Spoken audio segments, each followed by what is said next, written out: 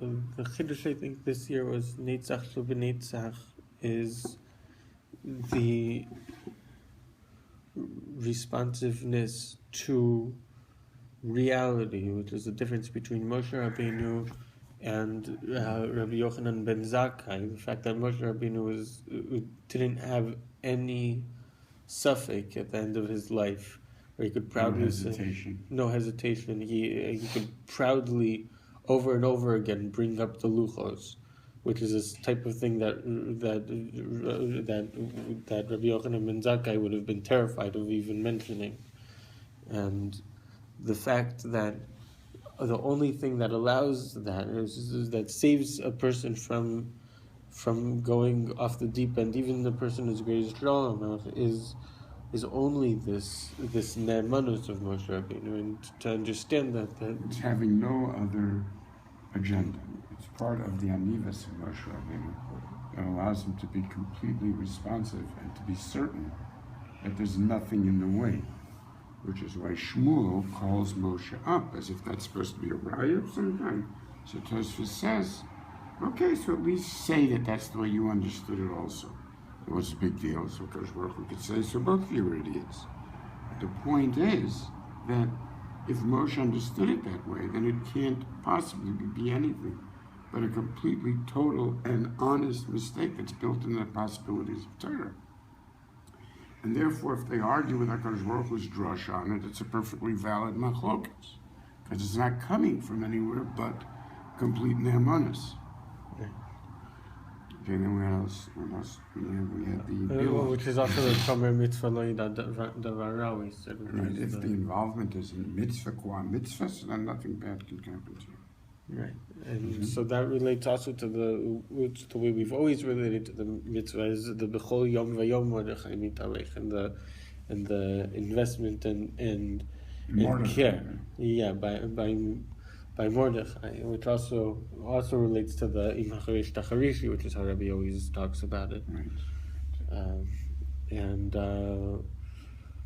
And we said it's expressed in the whole concept of makifin. We said. Right, makifin. But the fact that what we spoke about this week on Shabbos, that the Indian of lifnai v'lifnim, the Indian of the Even HaShasiyah, is a hanhaga that insists that this is the way the world is going to be, and that was merumas in the fact that the Even HaShasiyah is a description of gravity specifically, not just an Even that the world expanded from and so on, but rather that was attracted around it, which means that all of the kechas in the universe, with all that's built into them, are an expression of this deep netzach, which becomes the impossibility to depart from the way that ultimately is going to become.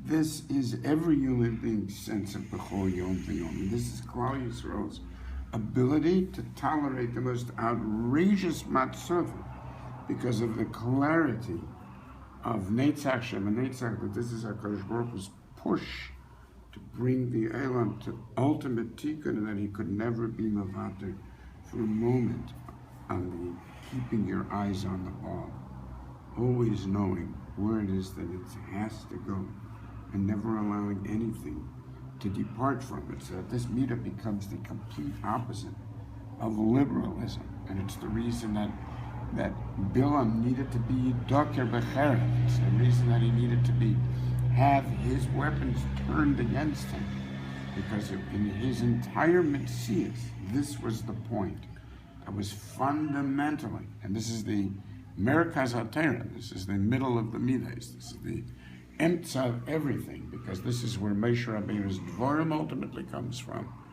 This Midah and tomorrow's Midah, Shebnantzach. And this is therefore the beauty of the attack against Bilam, who seeks to make it possible to always see it a different way, just as the idea of pushing things off and saying maybe we could do it a different time, the whole question of the giving up on things, which Shaul did, in which the whole Churban of Shiloh and ultimately the Beis HaMikdash was that sense of violation, which creates Ba'atzal Taim, Yimach HaMikareh. That's what the Vitzadik Bemunatzo Yichia of Chavakuk we just went to see today. Right. Yeah.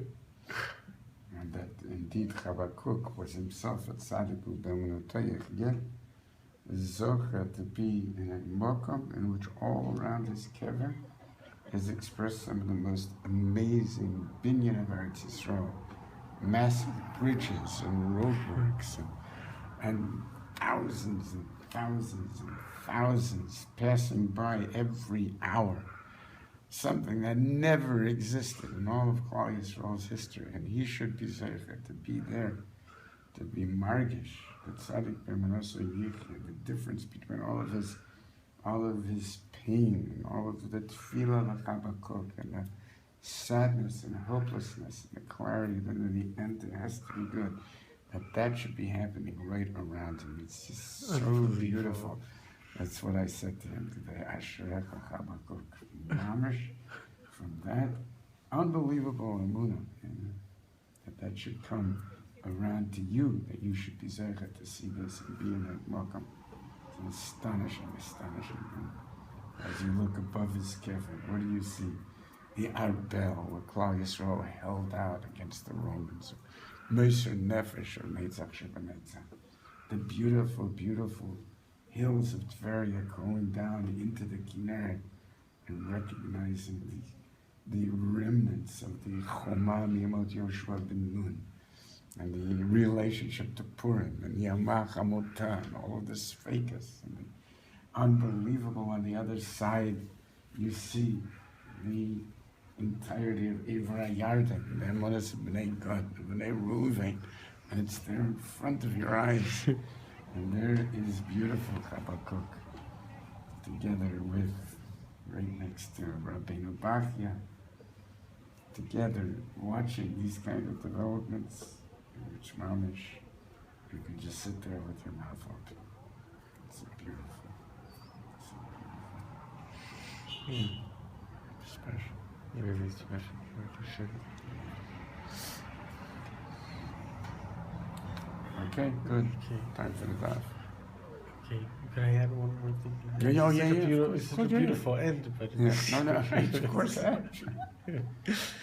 Just because I just to tie it concretely to, hey, to tie it in concretely to the new focus of this series in terms of the Beis Hamikdash, even though we mentioned the points, but first of all, the fact that the Etzem Churban came from a loss of the Ashrei Adam Mefachim Tamid, which caused the concept of Bar Kamta story, and the fact that there's no such thing as a real drisha of the Beis Hamikdash, kol od, that you aren't responsive personally and raise that awareness in the world of how devastating every moment is without the Beis Hamikdash.